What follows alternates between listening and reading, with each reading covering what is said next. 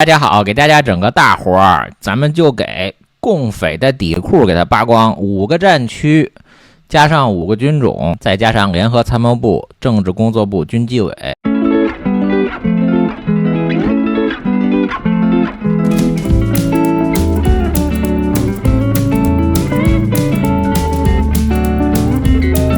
司令加政委都是哪个派系哪个背景，一次全说了，上帝视角，看看到底发生了什么事情。那除了中部战区的司令，加上军纪委的二把手，他没有公布啊，有中共是个黑箱的13个部门，一把手、二把手加起来，那少2个人，一共是24个人。我们看看这24个人都是谁的人。那中共这点事情呢，基本上就全都明白了。那这24个人看完之后，就能回答这几个问题啊：习近平到底下台了，还是大权在握？那共军有没有可能出兵乌克兰？那李乔明他跑到俄罗斯去干嘛了？共军会不会入侵台湾啊？看完这24个人的背景呢，就不需要再猜了，就直接就上帝视角，打开了上帝视角，什么事情都明白了。那先给大家介绍一下背景知识呢，中国有多少个战区单位？那原来是14个。那原来的战略支援部队是正战区级，现在拆分降格成为了3个副战区级，我们就不讨论了。分成3个部门啊，是军事航天部队是副战区级，网络空间部队是副战区级，和信息支援部队是副战区级。那我们就为了简化问题，我们就不讨论这几个单位啊。那原来14个正战区级的单位，那现在13个，都有哪些呢？第一大概是5大战区，包括东部战区、西部战区、南部战区、北部战区和中部战区。第二大类就是4大军种和武警部队，它原来还有个战略支援部队嘛，陆军、海军、空军、火箭军和武警部队。那第3类就是联合参谋部、政治工作部和军队的纪委，都是正战区级单位，并且这3个单位的一把手还会高规格的配备，也就是说，一把手是军委委员，二把手是正战区级，就是上将。那总参和总政之前是超大军区级，军改之后呢，联合参谋部、政治工作部明确降格为正战区级。那副参谋长、副主任都是副战区级的中将。那总后和总装呢，之前是正大军区级，军改后的后勤保障部和装备发展部明确降格为副战区级，副部长都是正军级的少将。那只不过因为多重因素的影响，后勤保障部的部长、政委以及装备发展部的部长，可能是高配为正战区级的上将呢。为了简化讨论，我们也不讨论了。后勤保障部和装备发展部我们就不讨论啊。我们讨论范围划定的范围就是这24个人，我们把这24个人弄明白就可以了啊。我们先看一下关于秦树桐的有关评论啊。那刚刚过60岁的秦树桐上将落马，意味着习近平上任之后的重点栽培的新生代将领又自残了一个，这个是不是自残呢？两说啊。过去10年，习近平提拔了不少将领，而他亲自提拔的少将到中将再到上将的人马屈指可数，许多将领都是江湖遗留下的产物，比如张幼霞是江泽民提拔的少将，胡锦涛提拔的中将，这种说法其实都是错误的。还有军委副主席呢，按部就班到了习时代才提拔的上将，而秦树桐就不一样了。2014年被习近平授予少将军衔，2019年6月又被习近平授予了中将军衔，未满3年又于2022年1月被习近平授予了上将军衔。这个我说过，光凭习近平任内秦树桐升任了少将、中将，就来判断秦树桐是习包子的人，这是蒙对的。你包括张幼霞，张幼霞他就是习包子的人啊，他江泽民时代提拔，江泽民的时代还有军委副主席，胡锦涛时代也有军委副主席啊。光凭这个秦树桐完全是习近平时代，那习近平担任军委主席期间，他有60-70%的权利啊，还有30-40%的权利，他属于军委副主席的。那军委副主席范长龙和许其亮都不是习近平的人啊。我们再看第2个评论啊。近日，军委副主席张幼霞联合总政治部主任苗华成功查办陆军政委秦树桐上将。秦树桐与张幼霞的关系错综复杂，此举意味着张幼霞的军事掌控逐渐强化，或暗示中共内部权力斗争升级。秦树同被查背后涉及彭丽媛关系复杂的权力斗争，反映出中共高层的紧张局势。就这位老哥，这个评论怎么说呢？瞎喷吧，就基本上就是张又侠、苗华和秦树同是一家的，而且要查办秦树同也是军纪委查办，轮不到总政治部查办啊。那第三个评论，秦树同从2013年从12军调到31军，虽然习近平当年已经离开了福建，但秦在12军担任政治部副主任的时候，正值苗华任12军政委，可以说秦应该是苗华的人，后来不断被细胞的提拔，应该也是苗华的推荐，并沾了31军的光。秦目前是陆军政委，习上位以来还没有对陆军有什么动作，现在看来极有可能是张又侠所为，但我认为苗华应该是保秦的，情况有点复杂。那这位老哥起码知道苗华是担任过12军政委啊，但是秦树同担任12军政治部副主任的时候，12军政委是白旅，不是苗华。白旅今天我要说啊，这个人在舆论场上没有什么名气，但似乎是习近平的一个关键人物啊。就这个白旅，第四个评论，而且这个说法也有一个错误啊。习近平什么离开？他没有离开福建，他当年他也不敢插手军队的事务。习近平在福建他就插手军队的事务，那怎么能上位呢？一点逻辑都没有。当年野心就暴露了，那他能让他上位吗？第四个评论是，当中共的上将风险太大，继陆军政委秦树同上将被捕后，前武警部队政委孙思敬上将也被捕了。孙思敬是2013年晋升上将，是江泽民的嫡系，后来被彭丽媛策反，投靠习近平，但习近平对孙思敬并不信任，夺其兵权后将其发配到301医院。秦树同是2022年刚晋升的上将，且手握重兵，也是习近平的亲信级将领。习近平不可能自己倒秦树同，除非习近平被政变了。那策反这种小说情节都出来了，彭丽媛怎么策反孙思敬啊？睡孙思敬啊？我们先看一下东部战区，东部战区司令林向阳和政委刘青松。2023年呢，林向阳晋升86师参谋长，那第一次晋升副师级，那相当于地方的副局级啊。那后来晋升副师长，当时31军的军长是赵克时。2008年呢，44岁的林向阳升任31军91师师长，那当时的军长是31军军长是王宁，王宁他也是赵克时提拔的，等于都是赵克时提拔的这两个人。赵克时呢是顾辉提拔的，顾辉是魏化节提拔的，魏化节和傅全友一起打的越战，当时他们的领导就是谢振华，谢振华就是周恩来的马仔，习近平就是继承着周恩来在军队的势力。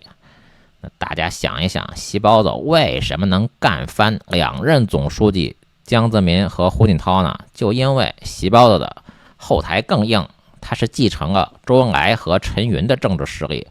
我们看一下18届军委啊，军委主席习近平是习近平派系的，军委副主席范长龙是江泽民派系的，那许其亮、房峰辉和魏凤和是胡锦涛派系的，赵克时、张又侠是习近平派系的，等于是3个军委副主席，习近平、范长龙、许其亮就是3个派系的，可以说是各怀鬼胎啊。东部战区政委刘青松呢，2013年50岁的刘青松担任武汉空军指挥所的政委，接替的是康子忠。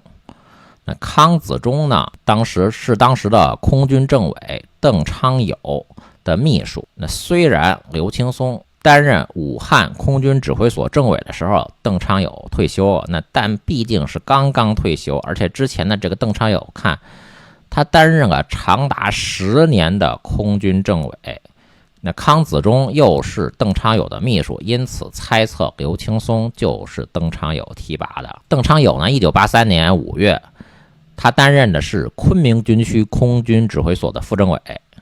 那1982年6月呢，谢振华是担任昆明军区的政委，那不太清楚这个隶属关系啊。昆明军区空军指挥所是属于昆明军区管呢，还是空军直接管呢？如果是昆明军区管呢，邓昌友他就是谢振华提拔的；如果空军管邓昌友，可能这就是其他派系的。我们先这么判断，就假设刘青松他就是邓昌友提拔的，邓昌友是谢振华提拔的，那等于谢振华还是周恩来的马仔嘛？这还是归到谢振华这个头上嘛？习近平就是周恩来这个派系的。如果有需要，我们再详细分析这个判断对不对啊？南部战区司令吴亚楠呢和政委王文全，吴亚楠呢曾经担任16军装甲第4师的师长，当时的军长叫做高光辉。那1999年33岁的高光辉任16军，现在叫82军装甲师的副师长。那当时的军长是范长龙，范长龙之前我分析过是江泽民派系的，他是因为和一个军长李水清原来是1级部第1机械工业部的部长南部战区政委王文全呢，他担任过20军的装甲旅的政委，当时的政委是杨玉文。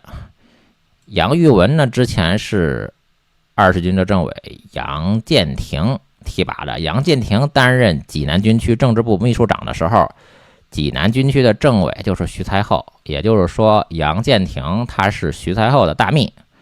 所以这个共产党的话呀，一句话都不能信。南部战区政委王文全他就是徐才厚的提拔的，你还在这儿上电视说要全面肃清徐才厚的余毒啊，老哥你就是徐才厚余毒啊！所以徐才厚被抓的就是政治斗争。那包括赵克志和王小红，他都是习近平的马仔啊。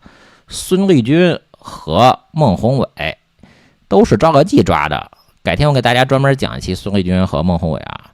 孙立军他不就是韩正的英文翻译吗？韩正就是习近平的马仔啊，不然习近平怎么会舍不得韩正退休让他当一任国家副主席呢？孟宏伟的老婆高歌就是习近平的情人，那不然的话法国都批准高歌政治避难了，为什么习近平不抗议马克龙反而去访问法国的？那就因为高歌是习近平的情人啊。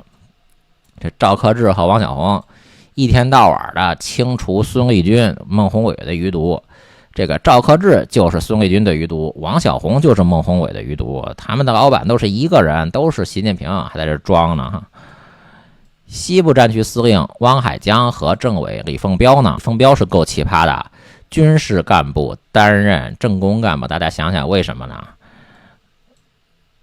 汪海江呢是兰州军区司令李乾元的秘书，李乾元呢当时在第1军的时候，军长就是傅全友，就习近平在共军里头的亲信全部的就出自谢振华和傅全友，因为习近平就是周恩来的马仔，习近平的爹习仲勋给周恩来当了10年的大秘啊，周恩来的儿子李鹏就是习近平的干爹呀。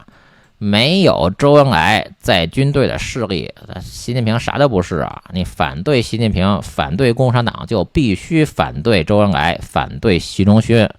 那凡是说周恩来好的，凡是说习仲勋好的，那都是共产党的洗脑啊，都是假的。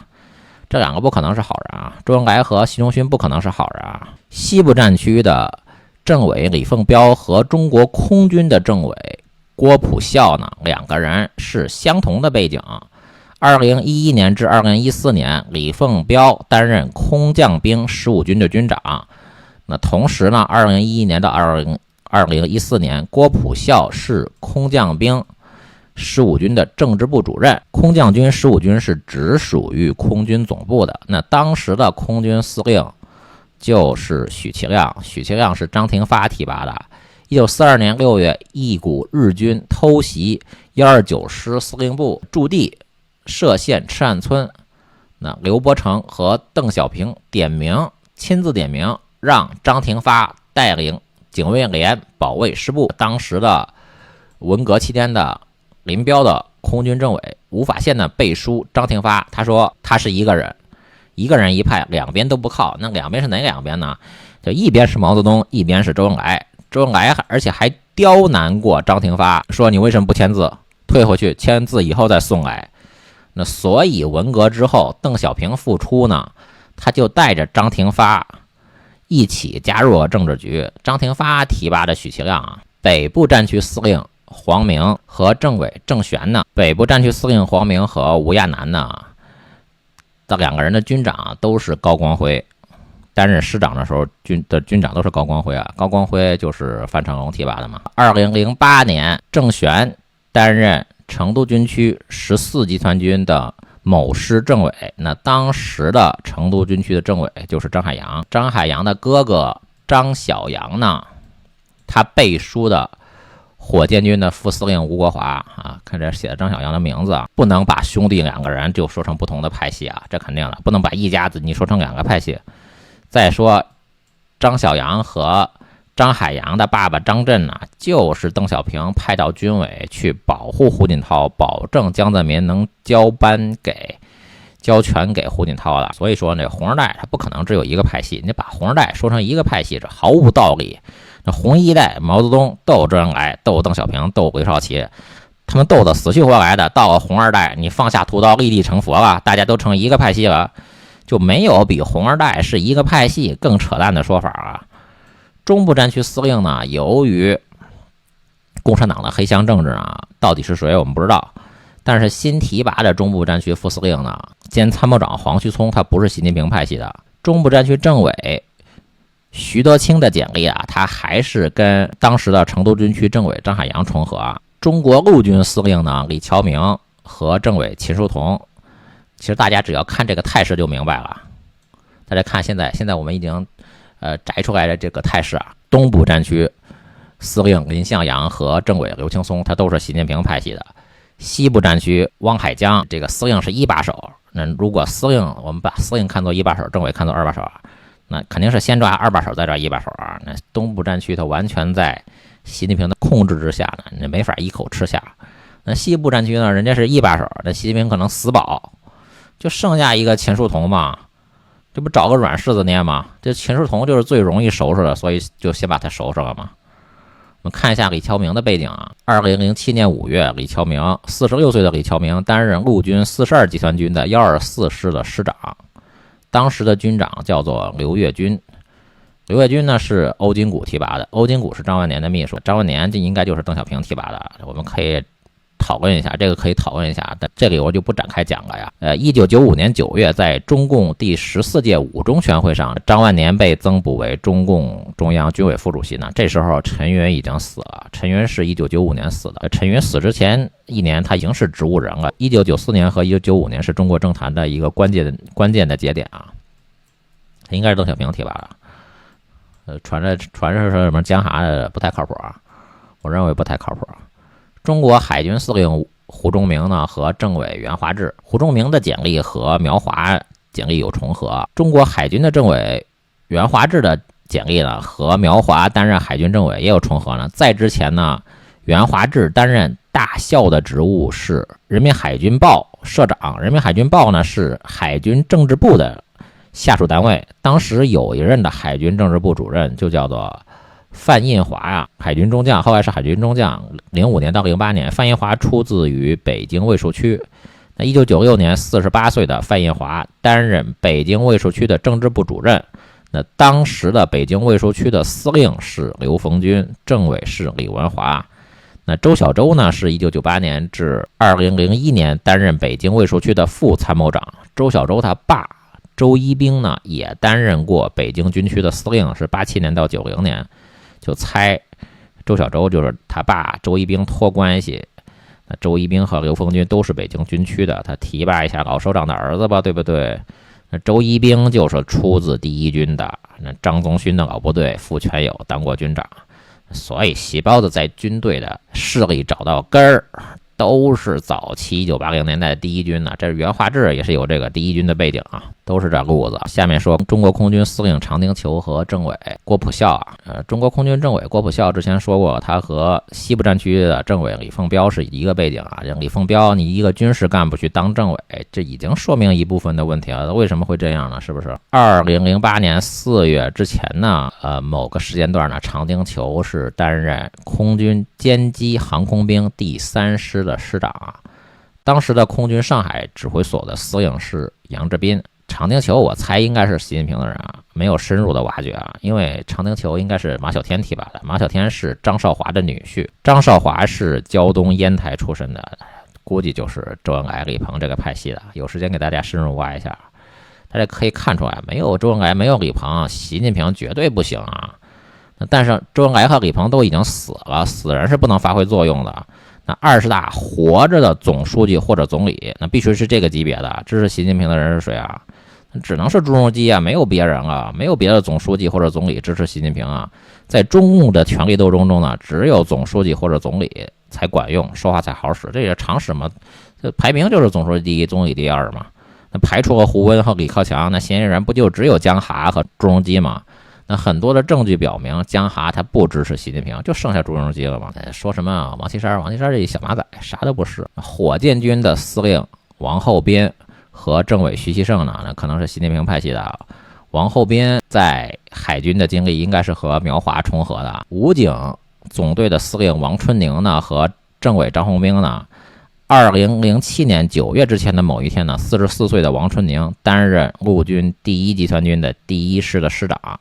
与王春宁搭档的师政委呢是白旅，他是2011年至2013年呢，白旅接替了苗华担任12军的政委。白旅和苗华共同提拔了秦树同。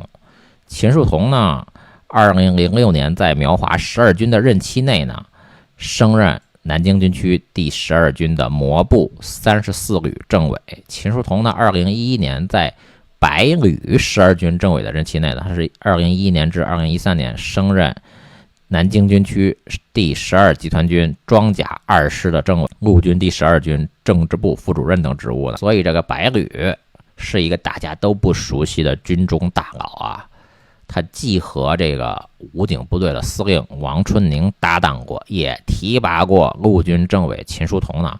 那这24个人中，居然能和2个人发生过关系呢？那只有范长龙提拔了北部战区的司令黄明和南部战区的司令吴亚楠啊。范长龙他是军委副主席的级别，白旅可不是啊。白旅值得研究一下。看刘振立啊，2009年12月之前。